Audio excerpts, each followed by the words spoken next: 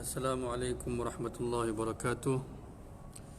Saya akan pendek saja, tak nak panjang-panjang hari ini. Alhamdulillahirrabbilalamin. Wabihi nasta'in ala umuri dunya waddin. Wassalatu wassalamu ala khairil anbiya'i wal mursalin Sayyidina wa maulana Muhammadin wa ala alihi wa sahbihi ajma'in. Amma ba'd. Muslimin muslimat, beberapa perkara yang kita wajib amalkan supaya Allah Subhanahu wa taala murahkan rezeki kita. Mudah saja sebenarnya, kerana Rasulullah sallallahu alaihi wasallam tidak pernah membebankan umatnya dengan amalan-amalan yang susah. Setiap kali baginda sallallahu alaihi wasallam memberikan amalan ataupun mengajar kepada sesuatu perkara, Nabi sallallahu alaihi wasallam akan ajar kepada perkara yang mudah, ringkas, yang semua boleh beramal. Nabi tidak sesekali membebankan dengan amalan yang panjang, yang susah, yang membebankan. Setiap amalan ni pendek saja. Pertama sekali, wajiblah kita faham bahawa wa ma min dabbatin fil ardi illa 'ala Allah rizquha wa ya'lamu mustaqarraha wa mustawda'aha kullun fi kitabim mubin. Setiap makhluk yang ada atas di muka bumi ini, rezeki mereka adalah tanggungan Allah Subhanahu wa taala. Jadi bila kita dah faham perkara tu, kita tahu bahawa siapa yang menanggung rezeki kita, maka kita mestilah mengetahui cara untuk mendapatkan, menghasilkan rezeki tersebut. Memang Allah Subhanahu wa taala telah tetapkan, tetapi ada amalan yang Rasulullah sallallahu alaihi wasallam ajar kita. Bila kita tinggalkan amalan dan kita pergi kepada asbab, maka kita dihina, kita terasa diri kita terhina, kita tertekan. Jadi saya akan bagi tahu beberapa amalan yang mana Nabi ajar directly, bukan amalan yang indirectly. Directly Nabi sallallahu alaihi wasallam ajar bila mana ada orang datang berjumpa Rasulullah dan menceritakan akan kesempitan, maka apakah Nabi sallallahu alaihi wasallam ajar mereka supaya mereka laksanakan, dan hasilnya amat lumayan.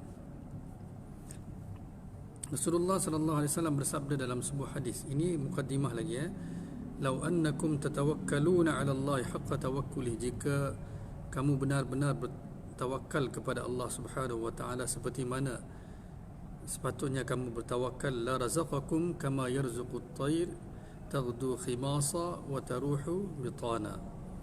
Jika kamu benar-benar bertawakal kepada Allah Subhanahu wa taala seperti mana yang sepatutnya kamu bertawakal, seperti mana hak Allah Subhanahu wa taala, maka Allah akan berikan kamu rezeki seperti mana dia memberikan rezeki kepada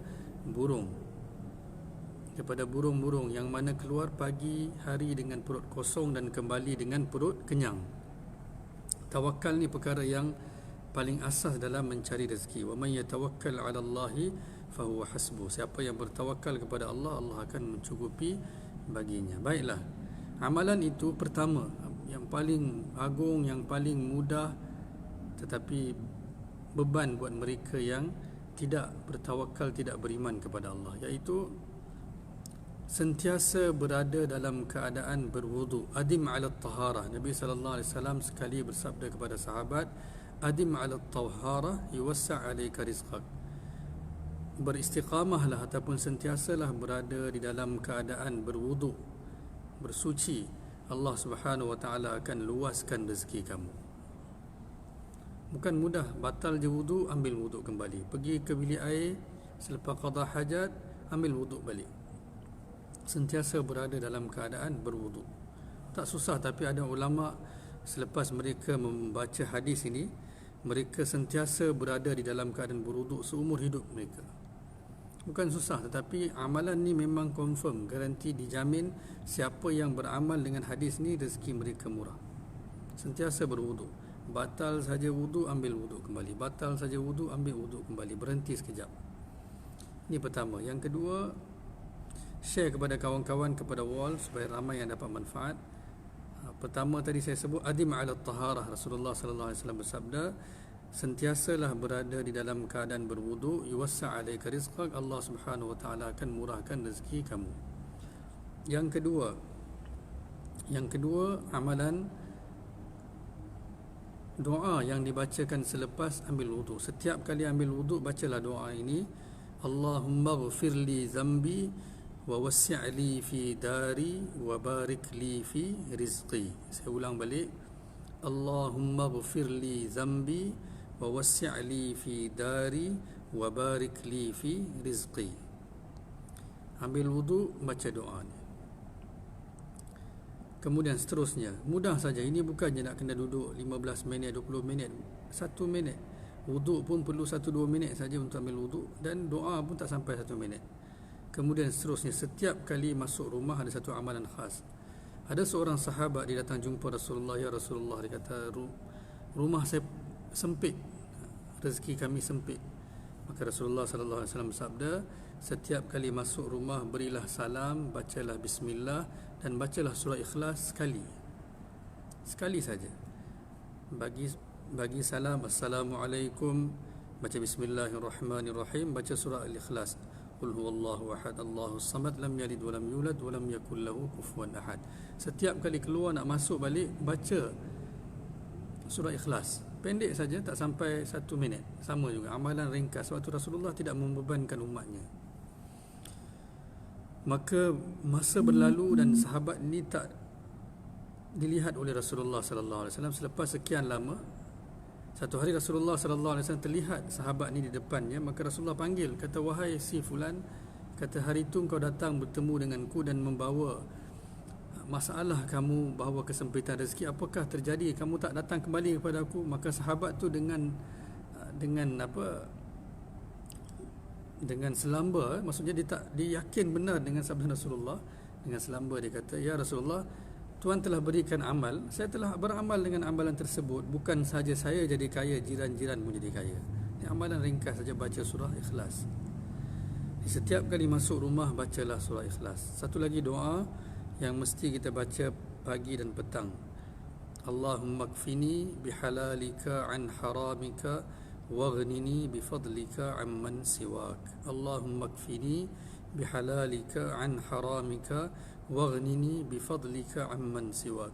Ini semua doa masnun yang Nabi sendiri ajar, bukan doa-doa yang ditulis oleh ulama sekalipun, tapi ini direct ni daripada Rasulullah sallallahu alaihi wasallam. Apa maksud doa ni? Ya Allah, cukupkanlah diriku dengan rezeki yang halal daripada kamu, waghnini, dan jadikanlah aku tidak berhajat kepada, bifadlika, dengan kurniaanmu, kepada selain daripadamu. Ini doa yang mesti baca 3 kali pagi, 3 kali petang sekurang-kurangnya. Beramallah dengan amalan ini, insya-Allah Allah Subhanahu wa taala akan luaskan rezeki. Kita terkejar sana sini kan, lari sana lari sini, rezeki tak murah, kerana yang memberi rezeki Allah. Tapi kita tidak meminta kepada Allah, kita kejar sana, kejar sini, kejar sana. Kita menganggap bahawa usaha saya ialah yang akan membawa kepada rezeki, sedangkan yang memberi rezeki adalah Allah Subhanahu wa taala. Seterusnya, banyaklah bersedekah, kerana sedekah juga akan membawa keberkatan. Fahuwa yukhlifu, Allah sebut dalam Al-Quran, apa saja yang kamu belanjakan Allah akan gantikan dengan lebih banyak lagi. Mathalul ladzina yunfiquna fi sabilillah. Ada satu kisah, satu hari Fatimah radhiyallahu anha beritahu kepada Sayyidina Ali, kata dia nak teringin makan buah delima. Maka Ali radhiyallahu anhu pun keluar mencari buah delima. Dapatlah sebiji buah delima. Ketika pulang sampai hampir di depan pintu rumah, datang seorang pengemis minta daripada Ali radhiyallahu anhu, kata, saya kelaparan, berilah saya makanan. Maka Ali radhiyallahu anhu telah berikan buah delima tersebut. Fatimah radhiyallahu anha telah melihat yang dia yang meminta suaminya untuk membeli buah tersebut, tapi Ali telah berikan kepada orang lain. Maka masuknya Ali ke dalam rumah, Fatimah radhiyallahu anha telah mengetahui akan perkara tersebut. Terus isterinya Fatimah radhiyallahu anha, terus dia sendiri telah berkata kepada Ali, wahai suamiku, aku tak rasa nak makan delima lagi. Maka selepas seketika saja datang sahabat Nabi sallallahu alaihi wasallam, Salman Al-Farisi. Dia ketuk pintu. Dia kata, Rasulullah sallallahu alaihi wasallam hantar hadiah buah delima. Maka Ali radhiyallahu anhu tanya, berapa biji? Salman Al-Farisi radhiyallahu anhu kata, 9 biji. Maka Ali radhiyallahu anhu kata, mana sebiji lagi? Salman Al-Farisi radhiyallahu anhu kata, bagaimana kamu kata ada 10 biji, sedangkan kamu pun tidak tahu, kata Rasulullah hantar, ini bukan zaman WhatsApp ke apa kan? Maka dia kata, kerana tadi saya telah sedekahkan sebiji, Dan 5, Allah Subhanahu Wa Taala janji dan Rasulullah Sallallahu Alaihi Wasallam juga janji, ya, man jaa bil hasanah falahu asyru amsalha. Sekurang-kurangnya kalau beri satu, Allah akan bagi balik 10. Masalahnya di sini kenapa kita tak dapat? Kerana ana inda dhanni abdi bi. Allah melakukan keputusan Allah berdasarkan keyakinan kita dengan Allah. Kalau tak yakin, Allah kata engkau tak yakin dengan aku, engkau buat itu pun dengan half-half, ya ke, boleh ke, ya ke, dapat ke, tak dapat ke. Oleh kerana itulah kita tak dapat. Sahabat mereka buat dengan penuh keyakinan, mereka kata pasti saya akan dapat. Kalau tak dapat pun saya tak akan rugi. Jangan pula kita bagi satu, kita terus buka pintu tunggu kan. Banyak orang yang mana banyak bersedekah, Allah Subhanahu Wa Taala jauhkan dia daripada musibah. Yang mana Allah telah tetapkan musibah untuk dia, tetapi kerana banyak dia bersedekah, Allah angkat musibah itu. Dia sepatutnya sakit, Allah sihatkan dia. Itu sajalah. Diringkas saja amalan yang kita perlu lakukan. Jangan risau melebihi amalan. Kalau kita amalan pun sedikit saja, sepatutnya kita fokus kepada beramal daripada kita fokus kepada duduk risau sepanjang hari. Ada masa lapang tak tahu nak buat apa, bentang sejadah solat. Ada masa lapang tak tahu nak buat apa, buka Quran baca. Ada masa lapang tak tahu nak buat apa, sembang dengan kawan-kawan, ingatkan mereka tentang kebesaran Allah, kehebatan Allah. Allah yang memberi rezeki. Innallaha huwar razzaq dzul quwwatil matin. Allah lah yang memberi rezeki, dialah yang memiliki segala kuasa dan segala-galanya. Wa in min syai'in illa indana khazainuh. Allah memiliki khazanah buat setiap perkara. Allah kata nak apa, minta saja. Minta saja, pasti aku akan berikan. Wa idza sa'alaka ibadi anni fa inni qarib. Mintalah, aku dekat dengan kamu. Ud'uni astajib lakum. Mintalah, aku perkenankan. Perlu apa Allah kata? Kita sebut saja iyyaka na'budu wa iyyaka nasta'in, ya Allah, di kau yang kami sembah, di kau yang kami meminta. Tapi bila datang waktu meminta, kita fikir bila nak minta ni, kita pergi minta sana, minta sini. Sepatutnya Allah dulu. Perlu apa-apa, perlu makan sekali pun minta kepada Allah. Allah akan berikan makanan. Jadi minta sama-sama kita beramal dengan semua perkara yang amat mudah ini. Mudah-mudahan saya juga dapat pahala ganjaran. Pertama saya sebut tadi, adim ala taharah, sentiasalah berada dalam keadaan berwuduk. Kedua, selepas wuduk baca doa, Allahumma ghfirli zambi wa wasi'li fi dari wa barikli fi rizqi. Maksudnya, ya Allah, ampunilah dosaku, wa wasi'li fi dari, luaskanlah kedudukanku dalam rumahku. Maksud luaskanlah rumahku, rezekiku. Wa barikli fi rizqi, dan berkatilah rezekiku. Ketiga yang saya sebut tadi, masuk rumah bagi salam, kemudian baca surah Ikhlas sekali. Yang keempat, baca doa Allahumma kfini bihalalika an haramika waghnini bifadlika amman siwak, 3 kali pagi, 3 kali petang. Amalkan perkara ini, ya Allah akan murahkan rezeki, Allah akan luaskan rezeki. Tak ada kesempitan lagi. Kalau ada pun kita akan rasa tak ada masalah. Sebab perlu boleh minta kepada Allah, Allah pasti dan pasti akan berikan. Allah tak pernah melarang ataupun tak pernah menghalau sesiapa pun. Wa amur ahlaka bis salah wastabir 'alaiha la nas'aluka rizqa nahnu narzuquk. Kadang-kadang ada kesempitan, itu adalah ujian. Maka redalah dengan ujian Allah Subhanahu Wa Taala. Pasti dan pasti Allah akan beri kebaikan yang banyak. Kena reda. Ar-rida bimurril qada, reda dengan ketentuan takdir adalah tuntutan iman. Kalau kita tidak reda dengan apa yang Allah tentukan, maksudnya kita belum beriman lagi kepada Allah. Kalau kita kembali kepada Allah dalam keadaan tidak beriman, maka tak ada manfaat kehidupan kita.